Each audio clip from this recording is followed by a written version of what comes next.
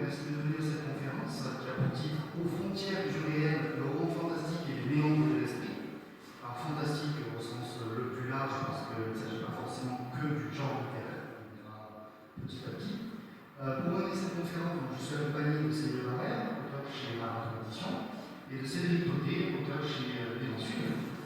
Pour commencer, je voudrais peut-être vous laisser vous présenter. On va commencer avec Céline. Avec plaisir. Donc, je suis autrice, comme tu l'as dit, chez Marathon Édition, qui est une maison d'édition spécialisée dans la littérature adolescent, jeune adulte, avec donc des romans qui commencent pour les 19 ans et puis qui vont jusqu'à 17, 18 et 20 ans et plus pour les amateurs. En ce qui me concerne, donc, je suis sur un roman effectivement fantastique, on peut vraiment le déclarer comme ça, en sachant que je pars toujours dans mon écriture d'une base commune, qui est voilà, un monde tel qu'on le connaît, il n'y a pas de futurisme ou quoi que ce soit, et c'est l'élément que je vais amener qui va avoir une tournure un peu plus surnaturelle, magique, fantastique, qui va modifier en fait la perception qu'on a du monde tel qu'il est. Dans Flux, donc, on s'adresse à des adolescents qui sont victimes d'un virus et qui vont découvrir en fait un petit peu par inadvertance que ce virus n'est pas en fait ce qu'on imaginait, qu'il n'est peut-être pas d'ailleurs un virus, et ça va les obliger le reste de la société à les voir eux et à voir le fonctionnement qui a été mis en place autrement. Sauf que c'est pas évident parce qu'il y a toujours des résistances face à l'inconnu, face à ce dont on a peur, mais la société sait bien mettre en place des barrières pour éviter d'aller là où elle ne veut pas aller. Voilà, pour résumer. Et à total opposé, donc Cédric. Donc moi je suis auteur chez Les Sud, il y a beaucoup de gens que je connais du coup dans la salle. Auteur chez Les Sud depuis 2015 après avoir remporté le prix Première Chance l'écriture, donc qui est décerné par un jury composé de lycéens du lycée d'Arc à Orange. Alors moi mon fond de commerce c'est plutôt, on parle de l'irréel, mais on va dire c'est plutôt dans l'humour et le second degré, mais c'est un peu, voilà, c'est le prétexte à traiter des sujets quand même différents, et c'est pas juste rire pour rire, et voilà, je vais faire un peu court parce que, comme je disais, il y a quand même pas mal de gens que je connais dans la salle, et on va laisser Thomas lancer le débat aux frontières de l'irréel, c'est ça? C'est ça. Alors, juste pour commencer, on parle de jeu de rôle dans la description de la conférence, parce que le but est de confronter l'auteur à sa création, à sa créativité. Donc, pour ceux qui ne connaissent pas le jeu de rôle, c'est 4 ou 5 adolescents boutonneux réunis dans une cadre. En fait, le jeu de rôle, pour utiliser des termes un peu académiques, c'est une forme d'écriture collaborative où un maître du jeu va lancer une trame de base et va devoir s'adapter aux réactions des personnages, qui sont les joueurs, donc, qui eux vont agir sur cet univers. Donc on peut prendre un exemple simple, le maître du jeu va définir un cadre pour le médiéval. Donc voilà, vous êtes dans un château, il fait nuit, tout ça. Vous tombez en face de 2 gardes qui vous intéressent d'entrer, qu'est-ce que vous faites? Et ce sont les joueurs donc, qui vont prendre des décisions et qui vont influer sur l'histoire. Et plus l'histoire va avancer, plus le maître du jeu va devoir s'adapter aux réactions des joueurs, et parfois les réactions des joueurs sont totalement inattendues. Donc, quel est le lien entre la littérature et le jeu de rôle? Déjà, il faut savoir qu'il y a des auteurs dans le fantastique qui sont très connus.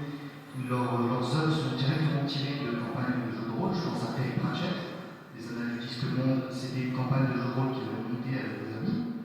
Je pense à Georges R. Martin, qui est connu pour le Trône de Fer, qui lui aussi a adapté une de ses campagnes en jeu de rôle. Il y a plein d'autres exemples. On a même des romans qui empruntent le jeu de rôle pour utiliser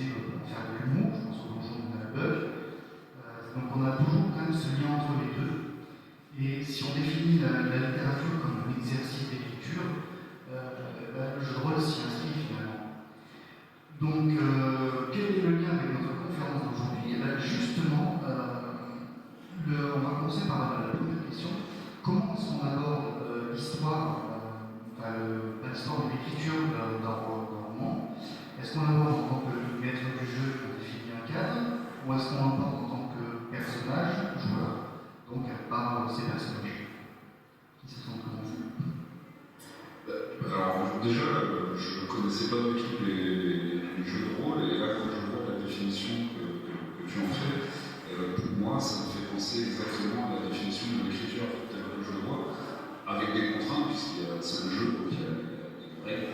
Voilà. Et c'est vrai que je n'ai pas du tout réalisé que voilà, l'écriture, c'est vraiment un jeu de rôle, en fait, à 100%, alors, on prend le rôle de tous les personnages, forcément, quand on écrit. Mais c'est vrai que je ne connaissais pas du tout cette définition. Je découvre quelque chose que finalement je pratique depuis que j'écris. Peut-être que c'est là, toi, tu es rôliste. Non, moi je suis rôliste depuis près de 20 ans. Alors. Je suis relativement d'accord avec ta définition, effectivement. Comme l'a dit Cédric, dans l'écriture, on incarne le double rôle du maître de jeu et du joueur. Parce que, alors, effectivement, tu as cité, pour les plus connus, on peut citer des romanciers qui sont relativement célèbres, qui sont rôlistes. Vous avez Weber, qui s'en est jamais caché, hein, qui est rôliste. Vous avez Chatham, Maxime Chatham, qui est rôliste. Et alors, celui qui a poussé le vice le plus loin, je crois que ça reste Jean-Philippe Jaworski, qui a écrit un jeu de rôle qui a été publié, qui s'appelle Télémo pour un massacre, qui est basé sur les guerres de religion en France, et qui par la suite s'est tourné du côté de l'écriture, et aujourd'hui qui a plusieurs romans à son actif, dont Gagner la guerre, qui a été primé plusieurs fois et qui est aujourd'hui édité en poche. La particularité du jeu de rôle, c'est qu'effectivement, on a cette obligation de concevoir un univers. Alors ça peut être très prétentieux, parce que c'est très vaste, il y a forcément des... C'est un peu ce qu'on fait quand on écrit. Exactement, oui. La difficulté qu'il y a dans le jeu de rôle, qu'on n'a pas dans l'écriture, je ne sais pas si tu le ressens aussi, c'est qu'on n'est pas seul à écrire dans un jeu de rôle. Les joueurs, en fait, nous apportent de la matière, nous mettent face à des difficultés qu'on n'avait pas nécessairement imaginées en tant que maître de jeu. Maître de jeu, finalement, c'est un titre bien présomptueux parce que, fini, c'est le joueur qui mène un peu la danse. Le maître de jeu a pour but de s'adapter. Il a effectivement son point d'arrivée, le maître de jeu sait où il veut en venir, mais le chemin qui est emprunté pour y arriver est complètement laissé à la libre interprétation des joueurs.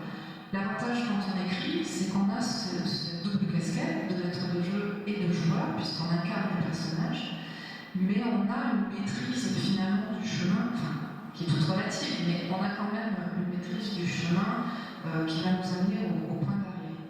Donc, d'une certaine manière, ça va être plus facile pour nous, parce qu'on reste tout puissant sur notre œuvre quand on écrit, ce qui n'est pas le cas dans le jeu de rôle. L'inconvénient, c'est, à mon sens, c'est que moi j'aimais beaucoup faire du jeu de rôle forum quand on écrivait, c'est que du coup les joueurs que j'avais en face m'apportaient des fois une vision des choses de la matière que je n'avais absolument pas envisagée. Et du coup, finalement, quelque chose de très motivant, parce qu'on se disait, ah, mais là j'avais pas du tout pensé, oh là là, mais comment je peux sortir de là, comment je vais faire ça, et voilà. Et donc une autre vision de l'univers, de l'histoire, et qu'on a moins dans l'écriture, puisqu'on reste maître tout puissant de notre œuvre. Par contre, dans ce que tu racontes, on parle du début de l'écriture, on est tout puissant, on peut faire ce qu'on veut, on a la main sur tout, mais c'est vrai qu'on perd un peu ce côté tout puissant au fur et à mesure que les personnages prennent vie et ont une histoire et ils finissent un peu par exister d'eux-mêmes. Et là, la contrainte que tu peux avoir dans ce que tu racontes dans le jeu de rôle, elle arrive aussi dans l'écriture du roman, pas au début, parce que là on ne peut pas le faire, mais j'ai l'impression que ça se rapproche un peu de ça, quand les personnages commencent à prendre un peu d'ampleur et ont une existence un peu plus consistante, même si on a la main sur... On a la main, et des fois dans le jeu de rôle, il y a une distorsion aussi entre la perception qu'on a d'un personnage et la perception qu'on a de l'autre. Et ce qui n'est pas le cas quand on écrit. Enfin, après, quand les gens te parlent voilà, personnage, exactement. tu n'as pas pensé à ça, tout à fait. C'est un peu après. Et c'est plus compliqué de créer une histoire quand toi, par exemple, tu as imaginé, je sais pas, un personnage qui simule la folie, par exemple. Je vais prendre un exemple pour essayer de... Un bon exemple. Donc le personnage simule la folie, toi tu vas faire ton histoire, tu vas écrire dans le jeu de rôle ton personnage en disant, bah voilà, il simule la folie. Et l'autre en face va le prendre comme quelque chose de réel, ce personnage est fou, et lui, donc la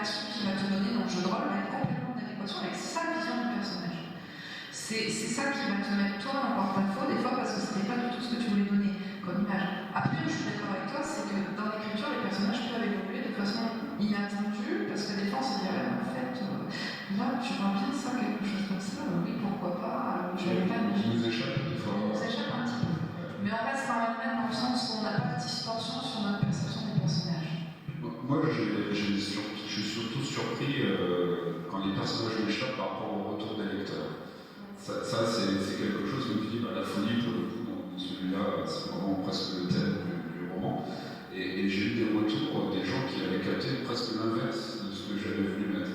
J'ai eu une critique une fois de quelqu'un qui avait vraiment perçu à 100% ce que j'avais voulu mettre, mais c'est la seule fois où j'ai eu ce retour. C'est vrai qu'il y a ce côté, ça part dans la nature et ça revient. La folie, chaque lecteur a sa propre folie, donc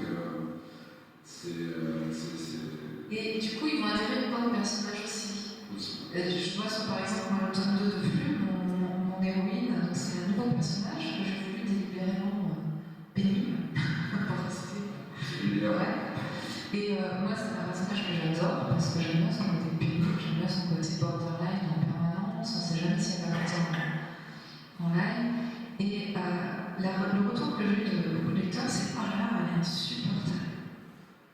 Alors moi, j'adore. Du coup, là encore, il y a cette distorsion où le lecteur, lui, il la trouve juste insupportable. Là où moi, je trouve que dans son insupportabilité, il y a quelque chose d'affectueux que j'aime. Et je suis la seule. Mais je suis pas la seule. Il y a toujours des personnages qu'on adore détester parce qu'ils sont pénibles. Cédric en a quelques-uns en réserve. Cela dit, Lily aussi est un petit peu pénible au début, tant que. Oui, complètement. Ça a été le temps qu'elle trouve sa place en ce qui concerne Lily parce qu'elle n'est pas pénible par nature. Elle est pénible par circonstance. Donc une fois qu'elle trouve sa place, elle vient un peu loin parce qu'elle s'affirme et que du coup, on n'est pas sur quelque chose qui est intrinsèque, qui est lié à sa nature. Comme par exemple le personnage de Cédric, c'est lié à la nature, on le sent. Oui, toi tu parlais plus de celui de Concombre, sur de qui lui est pénible, point. Et dans le deuxième, effectivement, mon personnage est pénible parce que c'est sa nature. Elle a une histoire qui fait qu'elle arrive à. Elle est comme ça. C'est pas une question de classe. Alors, dans les deux romans, on a donc un personnage principal qui va petit à petit se heurter à une forme de barrière. Un petit peu la réalité pour Cédric et plus l'autorité pour Célia. Est-ce que dans les deux cas, c'est pas l'auteur qui essaie de s'opposer un petit peu d'une part à cette réalité un peu trop morne peut-être, ou cette autorité parfois trop présente? Parce que du coup, à quel point l'auteur est dans son rôle, ou est-ce qu'on lui est dans Moi, la particularité de ce personnage aussi, c'est que c'est un auteur. Bon, ça c'est un peu le côté facile. Il y a beaucoup de personnages qui sont auteurs dans la création, on va dire. Donc, la créativité qui vient se heurter à la réalité, est-ce que c'est la mienne, est-ce que c'est la sienne? Là, voilà, on est toujours sur le fil. Et j'ai presque même pas la réponse à cette question. Voilà, parce que il y a des choses troublantes et quand je les relis ou quand même les lecteurs en parlent, c'est vrai que j'ai l'impression que, en plus, c'est écrit à la première personne, donc le jeu est toujours un peu borderline. Donc je ne sais pas vraiment si c'est le personnage qui se heurte à la réalité ou moi qui écris le personnage qui se heurte à la réalité. Et j'ai pas la réponse, c'est vraiment sincère, hein, c'est très difficile de discerner les deux. Et en plus, comme le personnage est toujours sur le fil entre la réalité et... J'évite maintenant de parler de folie parce que c'est quelque chose c'est un mot qui fait un peu peur, même si je n'ai pas encore trouvé le terme pour bien définir cette perte de réalité à laquelle il est confronté. Mais voilà, on est toujours au bord de la ligne entre la réalité et la folie, jusqu'à ce que je trouve un meilleur mot pour le définir. Oui, c'est une bonne question. Je pense qu'il y a un élément aussi dans le qui est inhérent au thème. On est sur l'adolescence. Par définition, l'adolescence, c'est une période où on se heurte à la société et à l'autorité. Donc je vais dire, là, j'ai rien inventé. J'ai grossi le trait, mais c'est le principe en fait de base. Parce que tu parlais tout à l'heure de personnage qui cherche sa place. Là encore, je crois que c'est inhérent à l'adolescence de trouver sa place.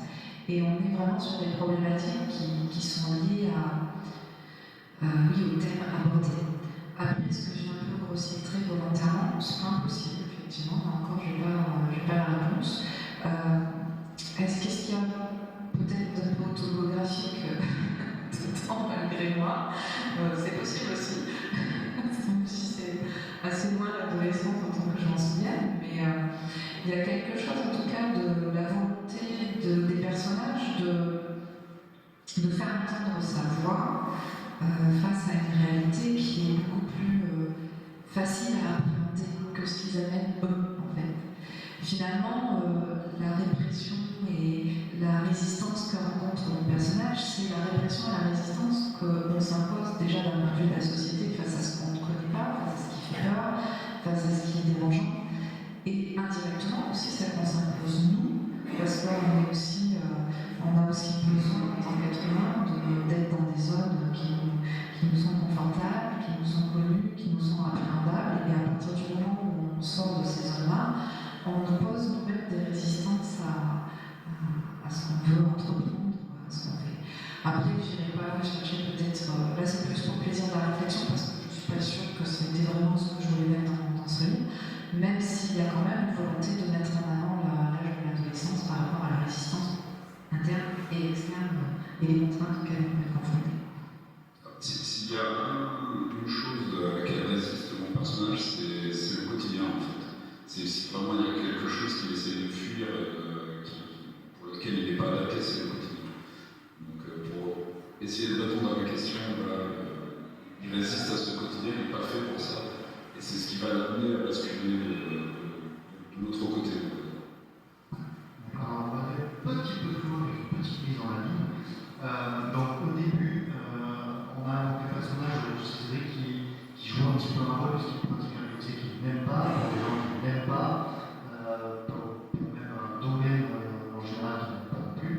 Enfin, il le fait par facilité, Et de l'autre côté, donc, on a une adolescente qui va se mettre dans le rôle d'un personnage qu'elle n'est pas pour éviter d'éveiller les soupçons.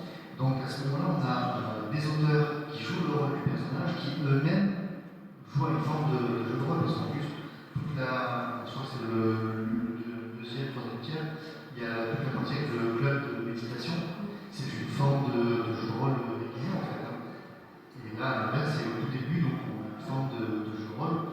Comment on va aborder le fait de déjà se mettre un peu du personnage, c'est déjà un exercice en soi, mais comment on aborde le fait que ce personnage lui-même se mette dans la peau de quelqu'un qui n'est pas bon. Mais moi je suis étonné.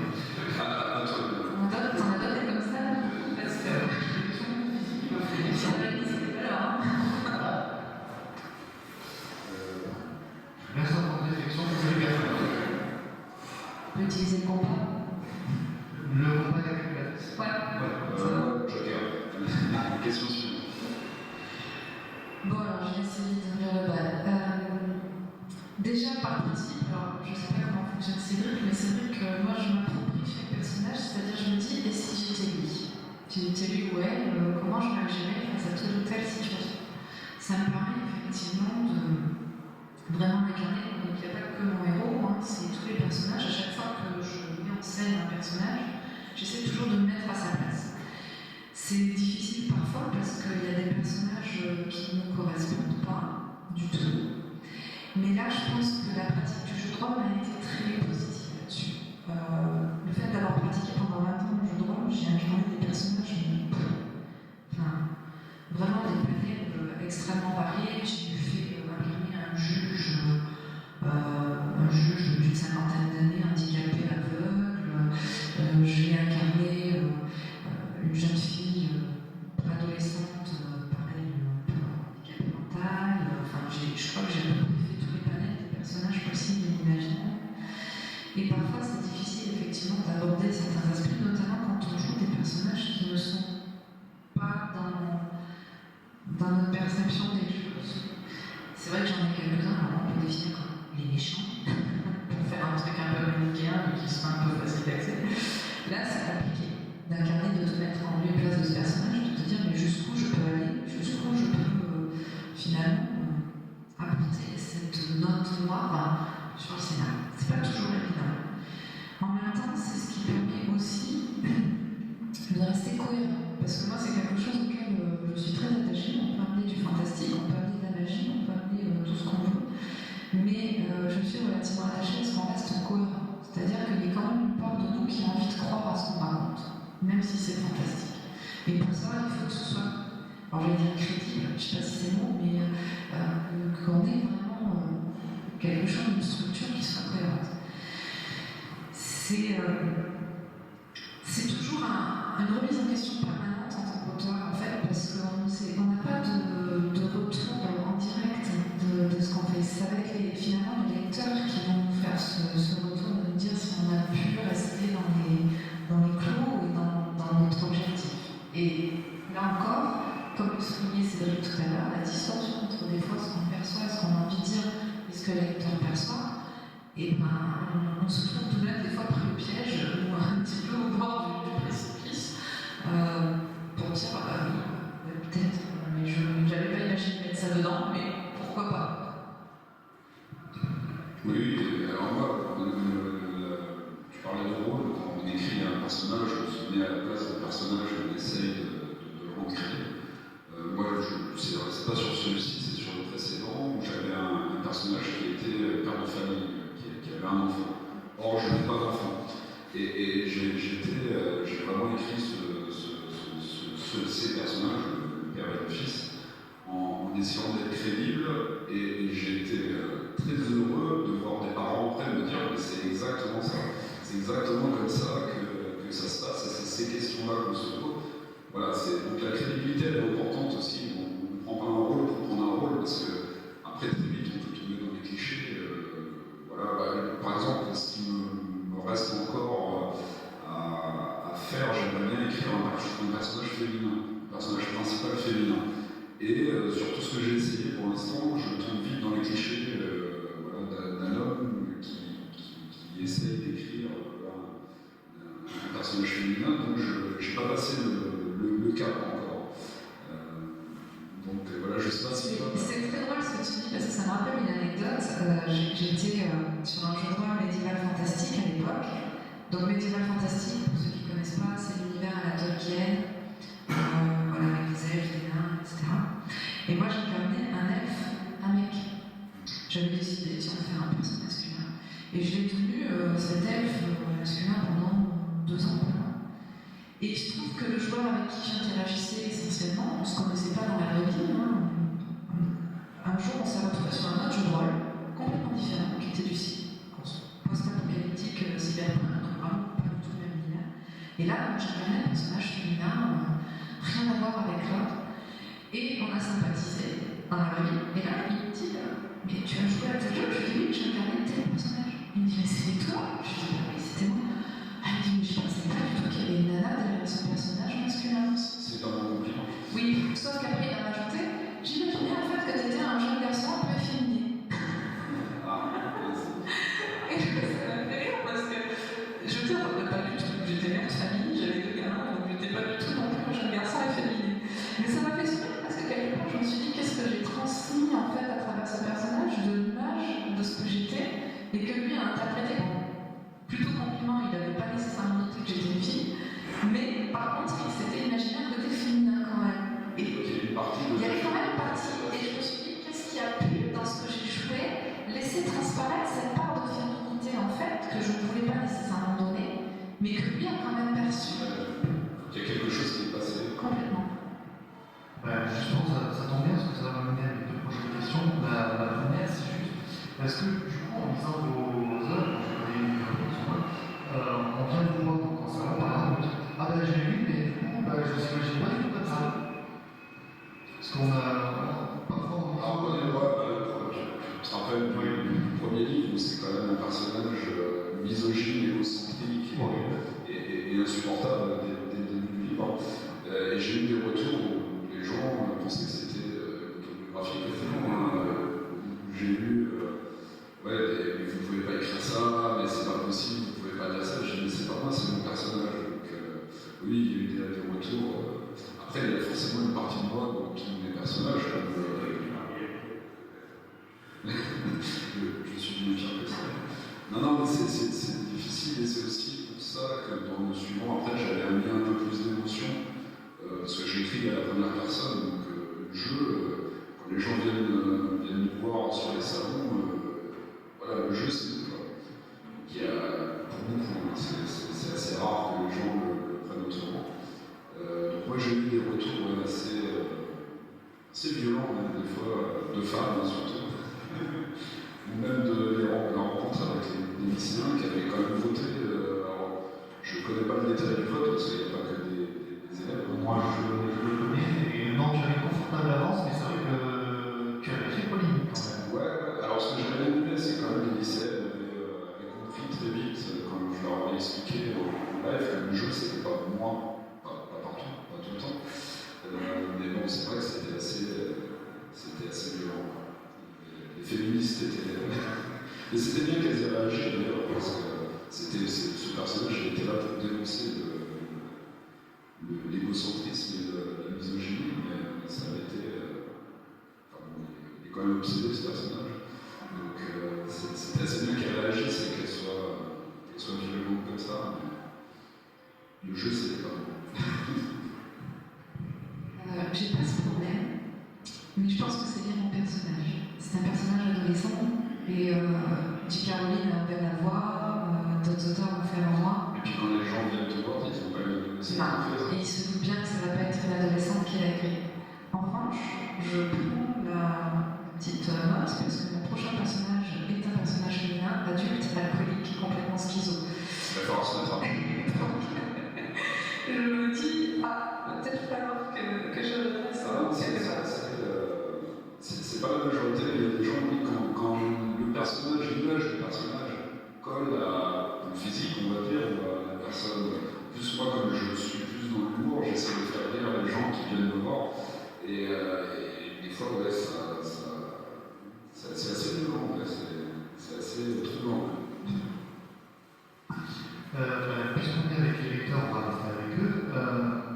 Justement, alors, sur la suite pour considérer peut-être et sur les autres œuvres, est-ce que les lecteurs peuvent agir un petit peu comme un personnage joueur, c'est-à-dire en parlant justement du livre, moi j'ai cru que c'était comme ça, est-ce qu'ils arrivent à influencer la suite ou la prochaine œuvre ou pas du tout justement?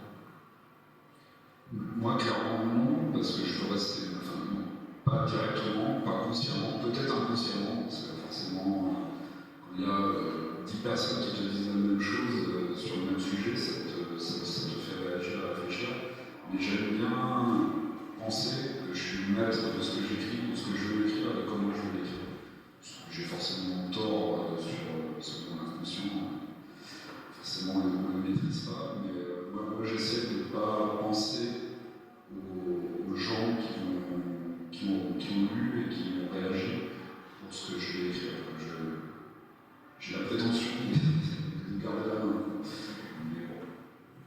Je suis un peu de ton avis, effectivement, d'autant qu'il y a des habitudes de lecture, des fois, qui ne sont pas toujours à ton avantage. Enfin, dans l'écriture adolescente, c'est pas rare qu'il y ait des trilogies qui n'en finissent pas, qui se terminent par des tétralogies, et puis on voit pas. Moi, j'ai fait le choix que ce soit une duologie point barre. Enfin, on n'en parle plus après, quoi, c'est fini. Et les retours que je peux avoir des fois, alors c'est pas tant au niveau des personnages, c'est plutôt j'aime pas ce personnage, mais c'est vrai que j'ai eu des retours du est-ce qu'il y aura une suite? Ben non, il n'y aura pas de suite, c'est chacun qui. Et ça, c'est un retour que j'ai des fois assez régulièrement, et non, je n'en tiens pas compte parce que moi j'ai fait le choix, comme dit Cédric, de rester maître de mon histoire et de mon œuvre, et mon histoire, elle se termine à la fin du deuxième temps. Oui, peut-être qu'il y a des questions auxquelles je n'ai pas répondu, c'est possible aussi qu'il y aura. Ça reste une fin ouverte, hein. Je ne termine pas en disant c'est comme ça, c'est pas autrement, tout va changer, tout est merveilleux. besoin de se dire, à moi d'imaginer ce que ça va donner. J'ai pas la prétention de dire j'y reviendrai jamais parce que je suis pas du genre à dire Fontaine ne boira pas ton eau, mais en tout cas c'est pas dans mes projets et c'est pas quelque chose que je souhaite vraiment. Donc ce retour de me dire des fois ah mais non, verrait bien tel personnage qui devienne ça, ou tant mieux pour vous, mais c'est pas nécessairement moi ce que j'ai envie d'écrire et ce que j'ai envie d'en faire. Mais c'est vrai que surtout dans la littérature de l'imaginaire, ces dernières années, c'est vrai que c'est quelque chose qu'on retrouve pour le coup. Les gens s'impliquent pendant plusieurs années avec l'aventure, l'histoire. Le plus connu, c'est Harry Potter qui a joué sur 7 livres. On est allé sur, je crois, 12, 13 ans, tout comme ça. Sur les plus jeunes, il y a les Royaumes du Feu, ils en sont au 12e tome. Il y a les Chevaliers d'Émeraude qui ont dans la quarantaine, parce que 3 séries différentes. Donc, les gens s'impliquent émotionnellement sur une histoire, et ils veulent toujours plus de suite, plus de. Et quand il n'y a pas cette suite, ils se mettent à suranalyser les œuvres, et c'est un petit peu dommage des fois, ça les empêche de juste profiter de ce qui leur a été offert. C'est une petite parenthèse, mais je trouve ça assez dommage. Et puis tu prends l'exemple d'Harry Potter, ce qui était assez bien vu dans Harry Potter, c'est que le personnage grandissait avec les lecteurs. Ça, c'était l'idée vraiment. Et avec un changement du personnage qui était crédible, pour le coup, on en parlait tout à l'heure. C'est-à-dire que le Harry Potter qui a 7 ans, il ne réagit pas pareil que le Harry Potter qui a 15 ans, voire plus à la fin, je crois. Donc ça c'était bien vu et ça collait vraiment à l'envie des lecteurs, même des spectateurs après, c'était le film. Et c'est vrai que c'est important, je pense aussi, de garder en tête cette histoire de grandir avec le lecteur. Moi j'ai des retours sur le tome 2 notamment, où on m'a dit mais il est beaucoup plus sombre, il est écrit de façon plus adulte. Et c'est vrai qu'au début je me suis dit, ah zut, c'est peut-être pas le bon plan.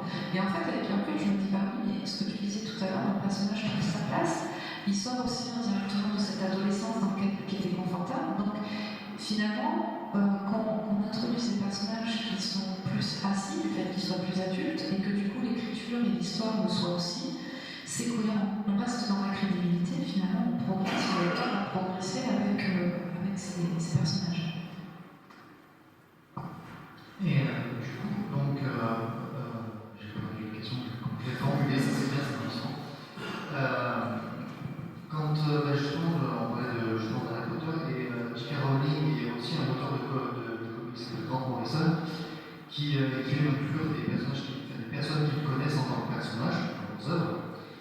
Et Grant Morrison avait expliqué, je ne sais pas si c'est son exact en tête, mais grosso modo, pour écrire mon histoire, j'ai dû me mettre à la place de ces personnes et des personnes qu'il détestait profondément, et il s'est mis à les comprendre petit à petit. Quand on inclut des personnes en s'inspirant des personnes que l'on connaît, par exemple dans un livre, je ne sais pas si c'est le cas ou pas, pour c'est un mélange de comprendre. Ou essayer peut-être. On finit par les accepter parce qu'il y en a partout, surtout pour ceux qui sont insupportables, que je trouve insupportables. Mais c'est plutôt un mélange de plusieurs personnes, en gros, parce qu'on parlait de grossir le trait, et que ce soit pour les méchants, les gens qui ont des défauts. Grossir le trait, ça permet de faire passer un peu de s'y attacher en fait, de rendre crédible un peu le personnage. Et moi je l'ai construit plutôt comme un mélange, je prends des défauts sur plusieurs personnes existantes parfois, et j'en fais une personne, une nouvelle personne, c'est un peu comme ça. Mais après, à les comprendre, des fois, bon, elle reste insupportable pour moi. Bon, après, Grant Morrison n'est pas connu pour être totalement simple. Oui, après, moi non plus. Non, après, voilà, c'est. Et toi, de ce que tu Non, ça fait écho un petit peu parce que tu parles de Grant Morrison. Alors, moi, je connais pas, mais le jour, j'ai écouté sur France Inter David Joy, qui est cet auteur américain qui dépeint un peu l'Amérique profonde de son bled. Et justement, la question du journaliste était un petit peu comme celle-là, puisqu'il utilise des personnages en fait qui sont le reflet de ses voisins, de ces Américains qu'il côtoie quotidiennement. Et il répondait, j'étais assez d'accord avec lui, il expliquait que c'était pas une question finalement d'aimer ou de ne pas aimer le personnage, mais c'était une façon de jouer un peu les anatomistes de la nature humaine. C'est-à-dire finalement, on décortique ces gens qui nous entourent, certaines personnalités même qu'on a du mal à saisir. En tant qu'auteur, on va faire le choix, comme dit Cédric, de grossir certains traits, comme si on les observait un peu à la loupe, au microscope, pour essayer de comprendre et d'analyser ce qui a pu amener tel ou tel personnage, et donc telle ou telle personne, en fait, là où elle en est. Moi, je sais que je ne peux pas m'empêcher, quand j'ai des personnages comme ça un peu détestables, quelques-uns dans le flux, de me dire, mais finalement, pourquoi ce personnage-là, pourquoi cette personne, elle est arrivée à être détestable? Pourquoi aujourd'hui ce qu'elle fait, elle le fait? Et quelque part, oui, ça me permet de me dire, mais la personne que je côtoie, quand elle fait quelque chose qui me gêne, qui m'interroge, ça me permet finalement directement de me dire, essayons de comprendre. On n'est pas sur l'excuse, on entend souvent ça, mais je tiens à le préciser parce que j'en suis très attachée. Comprendre ne veut pas dire excuser, on soit bien d'accord, mais après c'est peut-être de base je suis assistante sociale, mais peut-être aussi que mon approche de l'autre fait qu'à chaque fois je me dis, mais pourquoi à cet instant T, pourquoi à ce moment-là, cette personne se comporte ou dit ces choses-là? Qu'est-ce qui l'a amené? Quelle a été son histoire? Quel a été son parcours? Et du coup, dans mes personnages, et notamment ceux qui sont détestables ou qui sont particulièrement difficiles à appréhender, je pense à beaucoup dans le deuxième, il y a toute la première partie dans le chapitre où je raconte succinctement l'histoire de Boo. Elle n'est pas pénible parce qu'elle a décidé d'être pénible, elle n'est pas née pénible. Elle y est arrivée. Et elle y est arrivée parce que son histoire a fait que aujourd'hui c'est une manière de se défendre. C'est une amie psychologue qui disait, elle disait qu'en gros, il n'y avait pas de gens détestables, il n'y avait que des défenses. Parce que finalement, notre façon de nous comporter, c'est avant tout une façon de nous protéger et que même les personnes qui sont détestables ne sont pas par nature. On ne naît pas comme ça, on le devient. Et souvent, j'aime bien me poser la question de me dire, mais qu'est-ce qui a amené cette personne? Et indirectement, qu'est-ce qui a amené ce personnage aujourd'hui avec toi? C'est ça qui est intéressant, c'est comment ils en sont arrivés là et comment ils vivent avec ça, parce que ça existe. Des gens comme ça existent, alors on grossit le trait pour pouvoir raconter l'histoire, mais tu parlais d'une loupe, voilà, on met une loupe sur quelque chose qui existe. Et c'est ce défaut, ce pied qui dérape qui est intéressant.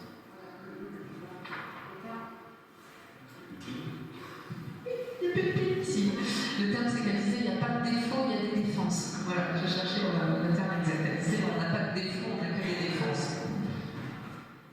En général, pour les personnages, selon les personnages, je suis plutôt partisan de ne pas toujours savoir pourquoi, en tant que lecteur, parce que parfois c'est justement cette question qui peut instiller la peur, la crainte du personnage ou la fascination pour un personnage. Mais par contre, en tant qu'auteur, est-ce qu'il est arrivé qu'on a besoin d'imaginer toute sa vie, certains éléments qui ne sont pas forcément racontés, puisqu'on est la somme de nos expériences passées, mais de les garder de côté pour justement travailler sur les réactions, les expressions? J'aime bien travailler l'histoire des personnages pour expliquer un peu pourquoi ils perdent le pied. En fait, oui, d'ailleurs, c'est ce que je préfère, imaginer la vie d'un personnage plutôt qu'imaginer un personnage. C'est vraiment. Et d'ailleurs, ils ont toujours des vies exceptionnelles dans le sens peu communes. J'ai un nombre de millionnaires, de gens qui ont des métiers improbables. Voilà, ce qui n'est pas forcément la majorité des gens qu'on croise dans la vraie vie. Par exemple. Alors que ça existe, il y a vraiment un éleveur de bonsaï, un roi des bonsaïs qui existait. Tu vois, comme quoi la réalité est jamais très loin. Mais ça paraît improbable, ça paraît irréel. Mais ça existe. C'est juste qu'après, je l'ai utilisé, je l'ai déformé dans tous les sens. Voilà, moi j'aime bien comment la créer et foncer dans l'histoire des personnages, plus que dans le personnage lui-même et dans ce qu'il fait. Et après, ce qui va faire les actions et l'histoire qui va en découler, elle vient de l'histoire du personnage.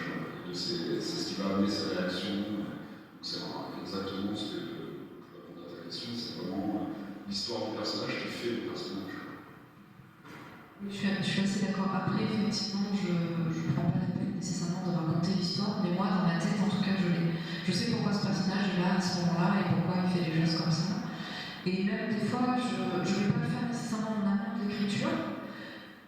Ah, c'est pas une obligation, mais je vais forcément le faire à un moment ou à un autre dans l'écriture parce qu'il y a un moment où je vais me dire tiens, là, comment il va réagir par rapport à ça, par rapport à son histoire que j'imagine. Oui, tiens, oui, pour ça, c'est adapté par rapport à ce qu'il fait.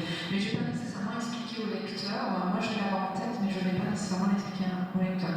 C'est vrai que dans mon tome 2, par exemple, je l'ai fait expliquer un petit peu l'histoire de ces deux nouveaux personnages. Je ne l'avais pas fait du tout dans le tome 1, mais notamment le personnage d'Ellie, qui est le personnage qui s'oppose en fait au héros. Moi, j'ai très clairement la biographie d'Ellie dans la tête, mais je n'en parle absolument pas dans le livre. Mais moi, je sais d'où il vient, ce qu'il a vécu et pourquoi il était là. Pour revenir un petit peu au jeu de rôle, il y a dans les jeux de rôle, le cauchemar du maître du jeu, c'est que les joueurs fassent absolument n'importe quoi. Le cliché dans le médiéval fantastique, c'est que l'équipe décide de tout arrêter pour aller au voyage. Et en général, c'est quand on ne sait plus quoi faire, que l'histoire n'avance plus, c'est un petit peu un cliché. Mais justement, est-ce qu'il y a parfois cette envie d'aller gambader un peu ailleurs, c'est-à-dire on est en train d'écrire et puis on se dit mais tiens, si j'avais exploré ça et qu'on finit en fait par se perdre un peu, on se dire mais attends, je reviens sur ce que j'ai fait parce que là je suis en train de m'égarer un petit peu. Bon, quand le personnage s'égare de base. Oui, ça m'est arrivé sur le concours, puisque c'est le manuscrit qui a gagné le prix Première Chance, donc il y a eu un travail avec l'éditeur, et il y a eu notamment tout un chapitre où on a dit non, mais là ça sert à rien, avec le clown, ouais, c'est ça. Que d'ailleurs, par challenge, j'ai remis dans le suivant. Ça c'était un peu pour prendre le contre-pied, dire les très bien chapitres. Il a sa place dans son histoire, mais pas dans celle-là. Des fois, mais bon, c'était inconscient, c'est juste que j'avais envie d'écrire une scène avec les clowns, parce que c'est quelque chose qui me tient à cœur depuis mon enfance. Mais par contre, elle n'apporte rien à l'histoire, donc ça peut arriver qu'on ait envie, mais on parlait de cohérence tout à l'heure, on essayait de parler de cohérence. Il y a un moment où il faut quand même le livre, il y a celui qu'on écrit et celui qu'on n'a plus. Et si c'est pas cohérent, si ça apporte rien de l'histoire, il faut effacer. Alors en plus, là, pour l'histoire du chapitre sur les clowns, je l'avais enlevé du manuscrit, et en fait, la fin du chapitre précédent et le début du suivant collaient très très bien. Donc effectivement, ça n'a rien à faire là. Et c'est vrai que des fois, on a envie de se faire plaisir aussi en écrivant, mais c'est là que le travail avec l'éditeur est important. C'est l'éditeur qui porte le regard extérieur. J'ai eu le cas aussi sur le deuxième, alors pas tellement sur le premier, mais sur le deuxième où l'éditrice est arrivée en disant non, ça tu peux l'enlever, ça tu peux l'enlever, on s'en fout. C'est très frustrant. Enfin, je sais pas, c'est vrai. Oui, c'est frustrant. Il y a aussi Jean Derbet chez Dans le Sud qui avait écrit, il avait envie d'écrire une scène avec un taureau dans un de ses livres, et il s'est fait plaisir sur 7 ou 8 pages, je crois. Et en fait, il a tout enlevé. Au final, il n'y a pas la scène avec le taureau, je crois, où elle est très courte. Voilà, il faut penser au lecteur aussi, des fois, et à la cohérence. Oui, maintenant, voilà, c'est vrai que je pense qu'on le fait aussi parce qu'on a envie, comme a dit Cédric, de se faire plaisir. Hein. C'est pour nous. Hein. J'avais envie, effectivement, d'en dire un peu plus sur ce personnage. Ça apporte rien à l'histoire, mais je l'ai gardé parce qu'on y est attaché. Enfin, moi, je sais pas, mais j'ai l'impression de perdre des bouts de quelque chose. Ou alors, je l'écris maintenant, mais je ne le mets plus dedans. Je me pose la question, est-ce que ça apporte quelque chose? Et je le mets de côté parce que ça peut servir. Voilà. Comme les clowns ont pu servir à une autre histoire, ça peut servir. Je fais comme ça. Je mets de côté dans un petit dossier pour éventuellement un jour. Après, voilà, c'est aussi. On est toujours, en tant qu'auteur, on est dans notre trip, on est dans notre truc, et c'est bien aussi qu'il y ait l'éditeur qui passe par là et qui me dit non, mais attends, moi, j'essaye de faire quelque chose qui est vendable. C'est très bien que tu fasses plaisir, mais on va quand même un peu recadrer les choses. Donc oui, on peut être tenté effectivement de partir à la berge, mais en général, l'éditeur, il vient nous chercher un peu plus dans le derrière en disant tu sors de l'auberge et tu continues l'aventure. C'est essentiel en fait pour avoir une histoire qui tient la route, qui tienne. Et du coup, en général, à la fin d'une campagne de jeu de rôle, une histoire s'appelle une campagne, la plupart du temps, on quitte les personnages, on revient sur un univers pour notre partie, soit en voyant au monde réel. Et en tant que joueur, j'ai eu cette expérience plusieurs fois, ça fait toujours un petit pincement de devoir quitter ce personnage qu'on a incarné pendant plusieurs mois, plusieurs années même pour certaines campagnes. J'ai vu récemment qu'il y a une campagne qui durait 40 ans. C'est énorme. Donc oui, il y a toujours ce petit pincement. Alors aujourd'hui, bon, les gens qui font du jeu de rôle s'enregistrent, écrivent des podcasts, des chaînes YouTube pour ça. Donc, maintenant, il reste une trace, mais avant, on n'avait pas de trace. Donc là, il y a quand même une trace, mais il n'y a pas un petit pincement une fois qu'on termine le dernier point de la dernière phrase de l'histoire, de la duologie, ou juste même du roman, parce qu'on s'implique émotionnellement de ce qu'on a pu voir. Pendant plusieurs mois, ça remplit quoi. Est-ce qu'il n'y a pas un peu comme si on quittait une partie de soi? Oui, pour ma part, après, c'est très personnel, mais on s'y attache. Forcément, on les a créés, ils n'existaient pas avant, donc c'est une autre. C'est pas nos enfants, enfin, je pense pas que ce soit la même relation, bien sûr. Mais Cela nous obéit. Et enfin. Et encore pas toujours. Non, mais voilà, donc on s'y attache. Après, moi j'essaye de ne pas trop m'y attacher après le dernier point de la dernière phrase, même si après il y a le retravail du manuscrit qui fait que après le travail, souvent ils te sortent par les yeux, parce que tu peux plus les voir.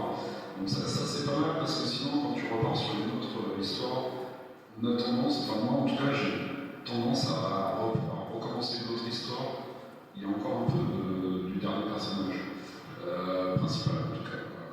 Donc maintenant ce que j'essaie c'est de l'oublier, ce qui n'est pas évident, et notamment le prochain que j'écris, j'ai changé complètement de style et d'environnement pour ne pas réécrire la même histoire et surtout le même personnage. Les histoires tournent vraiment autour du personnage principal et de ce qu'il est. On a vite fait de réécrire, surtout dans l'humour, il y a toujours des mécanismes qui reviennent, et j'essaye et je m'impose de ne pas réécrire les mêmes choses, même si après j'espère qu'on retrouve la patte de la personne qui écrit. Oui, pour autre chose, on voit la troisième personne, ça sera plus ça peut faire. Bon, c'est vrai qu'au début des pots de confiture, on retrouve un petit peu des petits relents. Ça, il y a une ça c'est volontaire. Alors, bon, les chapitres ont changé, mais bon, je ne vais pas raconter la fin du premier, mais il y a un lien avec le début du second, et idem pour le troisième, il y a un lien entre la fin du. Ouais, il faut le chercher. Et alors après, il y a aussi ça finit dans une voiture pour les confitures, et ça commençait dans une voiture, mais c'est vrai que le chapitre avait un peu changé de place. Mais il y avait toujours une sorte de clin d'œil entre le début et la fin, mais voilà, j'essaie de ne pas aller plus loin que ça. C'est le côté littéraire de l'univers, c'est ça. Oui, il y a un attachement au personnage, mais ça c'est inhérent au fait qu'on se les incarne et qu'on se les coltine pendant des mois. Je veux dire, ils font partie de chez nous. Ils viennent se coucher avec nous le soir, ils nous attendent au petit-déj le matin, il faut être réaliste. Après, je suis assez d'accord avec ça. Le travail de lecture fait qu'au bout d'un moment, on n'en peut plus. Ils deviennent un peu envahissants.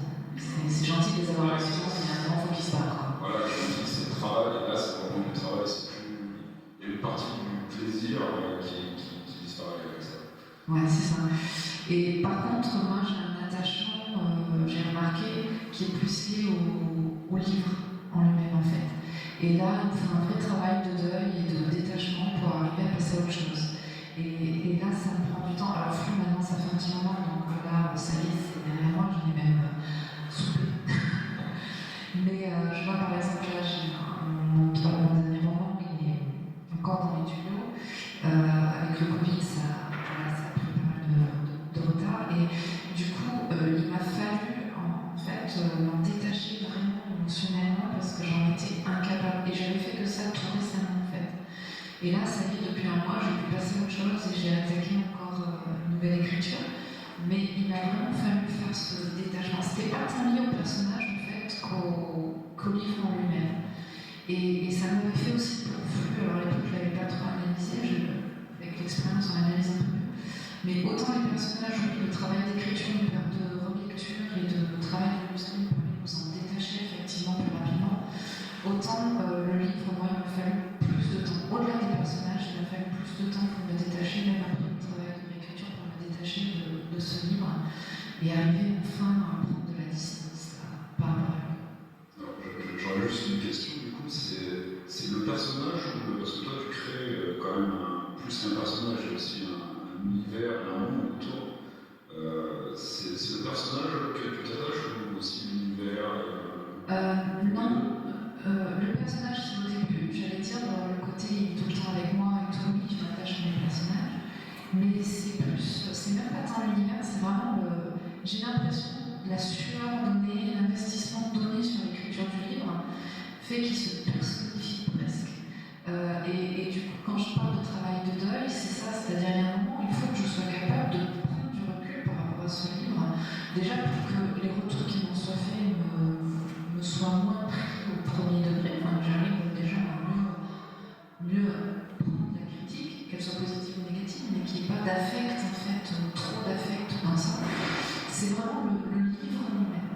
C'est pas, peu importe l'univers, peu importe l'histoire, moi j'ai vraiment cet attachement à l'œuvre, c'est-à-dire elle est presque personnifiée en fait, et il me faut vraiment du temps pour arriver à respirer en fait à côté de ce que j'aime produire. Comme si j'avais fait un gros effort en fait olympique et qu'il fallait que j'arrive à souffler. C'est la récupération. Oui, voilà, c'est presque quelque part de l'ordre de la récupération en fait. Enfin, moi en tout cas c'est très fort chez moi, mais j'ai mis du temps à le comprendre, mais je l'analyse un peu mieux maintenant et j'ai mis un peu de temps à comprendre. Oui, moi c'est quand je commence l'écriture d'une nouvelle histoire ou la dernière qui a été à son terme, parce que quand on publie, c'est fini, même s'il y a encore la rencontre avec les lecteurs qui permet de continuer un peu l'histoire, mais c'est l'écriture d'une nouvelle qui enterre en fait la précédente. Mais par contre, je ne suis pas disponible pour passer à une nouvelle écriture tant que je n'ai pas fait ça. Moi, c'est l'inverse. C'est quand je commence. J'y arrive pas. J'ai essayé. Je pense que c'est très personnel, ça. Voilà, mais oui, tout à fait. On demande aux autres auteurs. C'est un peu comme la relation amoureuse, on se dira, je rencontre un autre, du coup, ça me fera oublier le précédent. Bah, moi, non. Il faut d'abord jouer le précédent pour rencontrer le suivant. C'est un peu comme ça.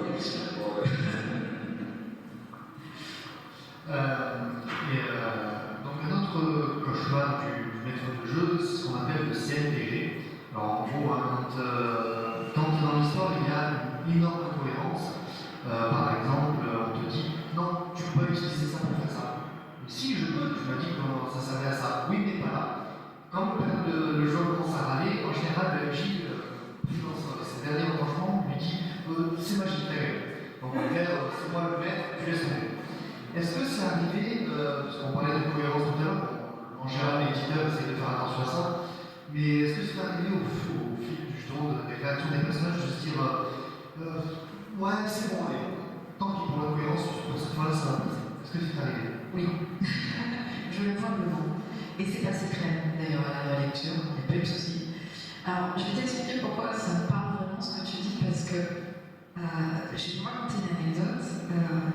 J'étais à l'écriture de flux, c'était pour le deuxième tome, et je galérais parce que j'arrivais pas à me sentir cette situation, parce que toutes les solutions que je trouvais me semblaient pas crédibles, pas trop magiques pour être honnête en fait. Et un jour j'écoutais la radio et j'écoutais un témoignage d'un jeune rugbyman. Alors vous allez me dire rien à voir avec la choucroute, mais vous allez voir où je veux en venir. Ce jeune garçon expliquait qu'il était pro chez les Italiens, qu'il n'avait pas signé quand il rentrait en France. Alors je m'en rappelle plus souvent, mais je m'intéresse pas au rugby, donc je suis désolée. Il a signé un contrat chez les Italiens. Et un jour qu'il revenait, donc il n'était pas en France, et un jour il revient en France. Et là, il va boire un café avec sa sœur et son ami dans un petit bar parisien. Et bien évidemment, c'était en 2015. Et il a été victime des attentats de 2015. Et ce jeune homme donc, explique qu'il était donc étendu sur le sol, il a eu conscience qu'il allait mourir, tout simplement. Il dit j'étais en train de me vider mon sang. Et il dit à ce moment-là, un médecin est arrivé, qui passait par là, sur les lieux, et m'a tenu le discours de tiens, mon garçon, je suis là, je vais te soigner, et il lui a prodigué les premiers soins. Et il dit ce médecin, c'était le médecin des rugbyman du 15 de France, que je connaissais super bien parce que j'étais admirative de ce mec. Et je me suis dit là, je vais vraiment mourir parce que je vois, je sais plus comment il s'appelait, je suis en train de le voir, donc c'est que je suis en train de mourir. Et en fait, le concours de circonstances, parce que c'était un vrai concours de circonstances, a fait que voilà, le médecin du 15 de France était là et a sauvé la vie de ce jeune rugbyman en lui protégeant les premiers secondes. Et face à ma radio, je me suis dit, mais pourquoi je me prends la tête? Enfin, je veux dire, la vie est en train de me démontrer qu'il peut y avoir des trucs complètement improbables qui arrivent, où les concours de circonstances, des fois, nous paraissent absolument magiques, parce que c'était improbable. Enfin, je veux dire, cette histoire-là était complètement folle. Et je me suis dit, mais en fait, je me prends la tête pour rien, quoi. Enfin, il y a un moment, ok, le hasard, ça peut arriver, et go. Et donc, je suis sortie de cette espèce de transe en me disant, allez, on y va, c'est magique. Et d'ailleurs, je pense que si quelqu'un avait écrit une histoire sur une pandémie mondiale, tout le monde aurait dit c'est de la science-fiction. En 2017, je pensais que c'était de la science-fiction. Voilà, exactement. Donc la réalité, des fois, rattrape, on connaît la phrase, rattrape la fiction, mais c'est souvent, je me dis, mais si on écrivait ça serait pas crédible. Les gens auraient du mal à leur faire croire, pourtant ça arrive, c'est assez souvent. Et ce qui est très drôle, c'est même d'un vocabulaire utilisé, parce que sur la 4e de couverture de Flux, qui a été écrit donc en 2017, l'éditrice a marqué au sujet de Lily, confiné depuis sa plus tendre enfance. Et c'est juste ça. C'est un mot qui n'existait presque pas. Non, c'était un mot qu'on n'employait pas comme ça. Et aujourd'hui, quand les gens disent 4e de couverture, les voix confinées, ça leur parle complètement. C'est juste. Ce qui te sauve, c'est de l'avoir écrit. C'est ça, je l'ai écrit. Alors après, au niveau des chiffres, je suis un peu plus sévère puisque moi je me suis basée sur la peste noire. Ça va arriver, c'est ça. Je ne le souhaite pas, mais on était sur les chiffres de la peste noire quand même, donc qui était un peu plus. Non, mais pour continuer avec le parallèle troublant, toutes les semaines, des tests de dépistage à faire ensemble. Exactement, c'est bien. Ça, c'est bien. C'est peut-être un peu rédigé. Toutes les semaines, ils ont des tests viraux pour vérifier leur charge virale et exactement. Du coup, tu es plus dans la même catégorie, donc tu es en science-fiction. Je suis plus sur le témoignage maintenant. Journal du confiné, est-ce que ça fait comme ça? Donc, c'est toute la grosse partie jeu de rôle, en fait, tous les liens qui peuvent se faire donc, entre ce qu'on appelle donc, cette interaction sociale entre les joueurs, le maître du jeu, l'auteur, ses personnages et ses lecteurs. C'est le gros du débat. Je ne sais pas si, du coup, sur cette idée, vous avez d'autres choses à ajouter et une façon peut-être pour aider les membres de l'esprit, à quel point forcément l'auteur influenceur, est-ce que l'œuvre Et l'éditeur un peu aussi. l'éditeur aussi. Oui, parce que là tu parles de notre. Moi je connais pas les termes du jeu de rôle, mais quand tu parles de notre du jeu, l'éditeur il en a un peu aussi à un moment quoi, pendant le travail. En fait, l'éditeur ce serait plus. L'éditeur ce serait plus le livre de règles en fait. Oui, voilà. Parce que dans chaque jeu de rôle, on a un livre de règles qui dit voilà, vous pouvez faire ça. Votre personnage, s'il est comme ça, il pourra faire ça. Ça refait le rôle de l'éditeur. J'ai appelé Corinne comme ça. Livre de règles. Ce qui est assez marrant à noter, c'est moi je suis donc rôliste depuis très longtemps, comme je disais, et j'ai remarqué que depuis que j'écrivais des romans, je n'écris plus de jeux de rôle. Et je pense que c'est en ça que oui, ça se rejoint fondamentalement l'écriture dans le jeu de rôle et l'écriture du roman. Ce qui me manque peut-être un peu, c'est l'interaction avec les joueurs, parce que j'aimais cette façon d'être bousculée des fois de façon complètement inattendue dans le déroulement de l'histoire. Et c'est vrai que c'était sympa. Faut pas se le cacher, le jeu de rôle a un côté aussi très épanouissant parce que pouvoir incarner un personnage de façon safe, en toute sécurité aussi parce qu'il y a des règles, avec un bon maître de jeu, c'est aussi très épanouissant personnellement parce qu'on se permet d'explorer des choses humaines qu'on ne fait pas naturellement dans notre vie. On est souvent dans des univers aussi qui peuvent nous permettre d'aller plus loin que ce qu'on s'autoriserait dans la société, heureusement d'ailleurs, mais voilà,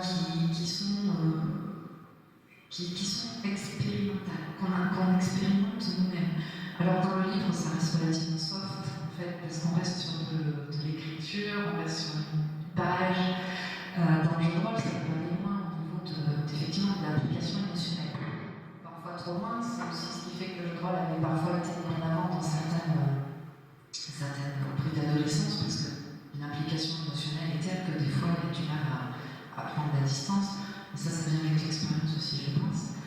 Mais c'est toujours, moi je trouve ça toujours intéressant de découvrir qu'un auteur est à la base de l'histoire publique.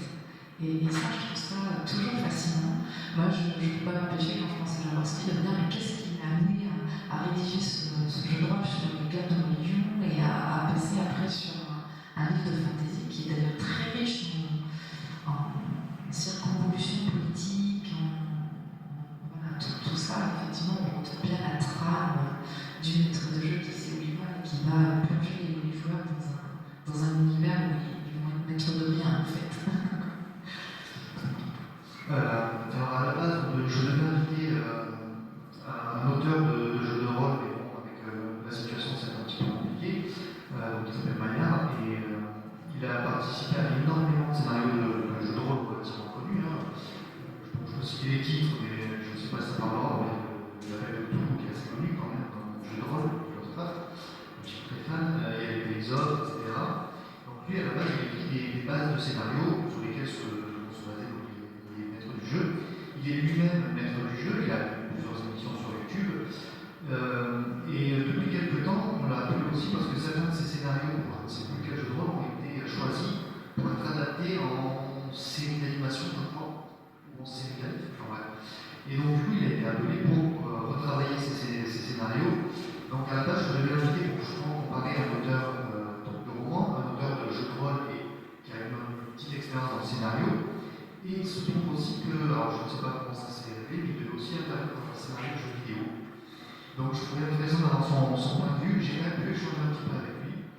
Et ce qui en est ressorti, c'est qu'il a essayé de se mettre à l'écriture de romans. Il avait essayé une technique, qu'il avait essayé de faire très vite, c'est de faire en fait ses fiches de personnages comme dans un jeu de rôle et de jouer son aventure au dé. Comme dans une vraie partie de jeu de rôle, parce qu'à chaque fois qu'on fait une action, on a une épreuve au dé, donc il faut faire un certain score pour réussir ou échouer. Il avait tout laissé tomber parce que son histoire, on n'arrivait pas à suivre, parce que ses personnages échouaient beaucoup trop souvent. Alors, même si ça ne le faisait pas réalité, l'imagination, il avait laissé tomber. Mais ce qui en est ressorti, c'est que malgré tout, d'avoir écrit pour du jeu de rôle, d'avoir joué à du jeu de rôle, d'avoir rencontré énormément de gens, ça a été une expérience assez riche pour lui. Et en fait, sans s'en rendre compte, il s'en rend compte maintenant qu'il prend du recul, d'autant qu'il fait bien d'autres choses que le jeu de rôle maintenant. En fait, toutes ces expériences accumulées ont eu un impact en fait, sur sa manière d'aborder les scénarios. Plus il avait de retour, pas forcément pour plaire aux joueurs et aux maîtres du jeu, mais plus il avait de retour, plus il connaissait les goûts de son public. En général, quand on écrit pour la peine de tout, on sait que ça va être de l'horrifique, mais est-ce que ça va être plus orienté enquête, est-ce que ça va être plus orienté horreur, parce qu'en général, c'est ce genre d'histoire. Et en fait, plus il a rencontré en convention des gens qui avaient joué à ces scénarios, ah ben moi j'ai bien aimé sur cette petite partie, comment je pouvais l'intégrer pour les joueurs, etc. Plus il savait comment en fait écrire. Il s'est bien écrit pour lui-même, pas de projet de publication, parce que quand même bonjour et le courage, même s'il n'a pas pu venir. Mais du coup, avec justement tout ce que la somme d'expérience au fil de l'écriture, les retours, parce que je suppose que quand on se plonge dans l'œuvre, on est peut-être un petit peu pas sous l'eau, mais presque noyé dans son univers. Est-ce que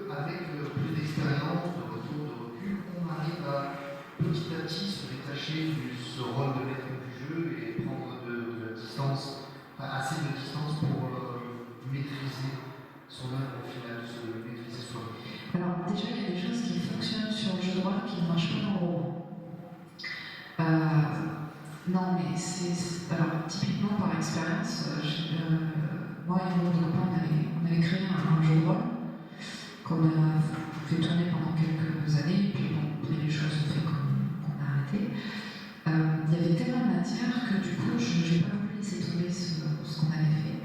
Donc je me suis réapproprié un peu de mon propre chef toute cette matière, et l'écriture actuelle sur laquelle je suis est tirée de ce jeu de rôle qu'on avait créé, autour de cet univers. Et en fait, je me suis très vite trouvée confrontée au fait que ce que tu imagines en tant que maître de jeu et en tant que créateur de jeu de rôle, ça ne fonctionne pas nécessairement dans le roman. Il faut quand même qu'au niveau du roman, tu arrives à quelque chose, tu arrives à une finalité. Il faut savoir où on va. Et ça, tu peux te permettre dans le jeu de rôle de ne pas savoir où tu vas. Tu peux te le permettre parce que c'est l'univers qui est porteur et c'est les règles qui fixent les limites. Quand tu es dans l'écriture du roman, tu es obligé, même si tu vas à l'auberge, même si tu fais plaisir, même si peu importe, il y a un moment, tu es obligé d'arriver là où tu veux en venir. Et ça c'est vraiment propre au roman, et tu n'es pas obligé de le savoir pour le jeu de rôle, et ça peut être vraiment une difficulté parce que du coup, on en revient à ce qu'on disait sur la cohérence. Tu es obligé de rester cohérent pour arriver là où tu veux aller. Et quand on n'a pas de fin, ça se sent. Notamment, j'avais. Quand il y a la 3. Quand il y a la 3, ça c'est autre chose, mais bon, ça marche pas non plus. Ça fait pas la même chose. Par exemple, le dernier de Jean-Philippe Chabré-Rojas, on a cloné même, j'avais lu son manuscrit et je lui avais fait comme retour, comme principal problème, c'est qu'il n'y avait pas de fin, ça tombait à plat. Il a changé, on a trouvé une, et tu sentais dès les 2-3 derniers chapitres qu'il ne savait pas où il voulait en venir. Et du coup, il manquait, il n'y avait pas de cohérence avec tout le contexte. Il y avait un rythme effréné dans toute l'histoire, et ça tombait à plat. Parce que lui-même ne savait pas ce qu'il voulait, comment il voulait terminer son histoire. Ça, effectivement, apparemment, dans le jeu de rôle, c'est une fin ouverte tout le temps. Dans le jeu de rôle, en tant que maître de jeu, tu peux t'emmener dans un grand pont. C'est quand tu as courtisé, voilà, vous avez pas suffisamment lancé la bombe, boum. Oui, voilà, ça marche. Je suis de piano aussi sur le de la figure. Et d'ailleurs, moi, je finis, j'avance bien dans un livre et je commence vraiment l'écriture quand j'ai trouvé la fin. Alors moi, je ne sais pas toujours comment j'y vais, je sais d'un où je veux en venir. C'est en général. Moi, ça vient en gros avec l'idée principale. Il y a le titre, l'idée principale du roman et la fin. Et le début vient après. C'est par où on va commencer cette histoire. En dehors du titre, je sais quoi. Le titre est assez important. Il faut que ça colle à l'histoire. Qu'on ait tout de suite une idée ou qu'on se pose une question. Justement, pour l'avancée d'une histoire des personnages, dans le jeu de rôle, quand un personnage est vraiment énervant, le maître du jeu a toujours une petite échappatoire. Je crois que c'est dans Donjons et Dragons, si je dis pas de bêtises, il faut faire 100 G2D, faire 100 x 100 pour pouvoir faire chuter les micros et tuer le personnage qui nous énerve. C'est le Deus Ex Machina diabolique. C'est d'ailleurs ça qui fait passer maître du jeu pour quelqu'un diabolique, parce que l'autre n'en pas. Mais est-ce qu'on a parfois envie on introduit un personnage, pas forcément méchant ou pas, mais qui devient un peu une épine dans mon pied, qu'on se dit mince, comment je vais faire, est-ce que je peux utiliser un personnage pour le faire disparaître, ou est-ce qu'on supprime tout simplement l'histoire?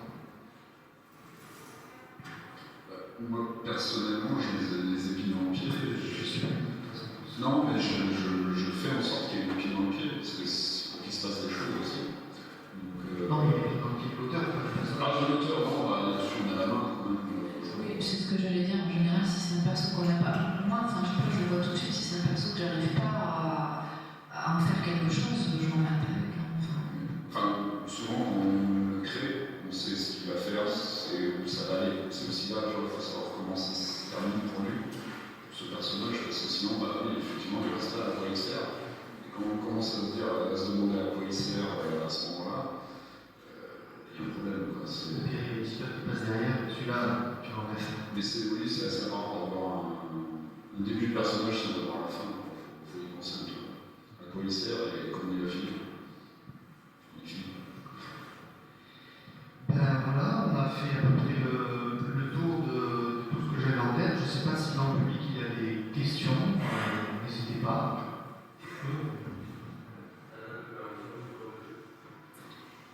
C'est une très bonne question. Alors, les deux sont parus en 2020. Fluin, ça a été début 2000.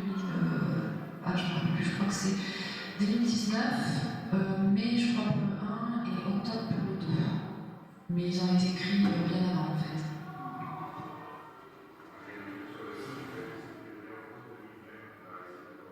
Non, le 20 octobre 2020 là, de cette année, c'est l'intégrale. Ouais, c'est l'intégrale des deux. Mais ceux-là, en fait, on les a sur le stand en bas, les deux, ils ont été publiés en 2019. Et Fluin a été écrit en 2017 et le 2 en 2018. Juste à temps. Juste avant. Juste à temps. Donc, pas de questions. Bah, écoutez, merci d'être venu. J'espère que cette conférence vous a plu. Merci à Cédric et à Célia. J'espère que vous aussi ça vous aura plu. En tout cas, c'est très enrichissant. Et on peut continuer la discussion en bas. Ouais. Voilà.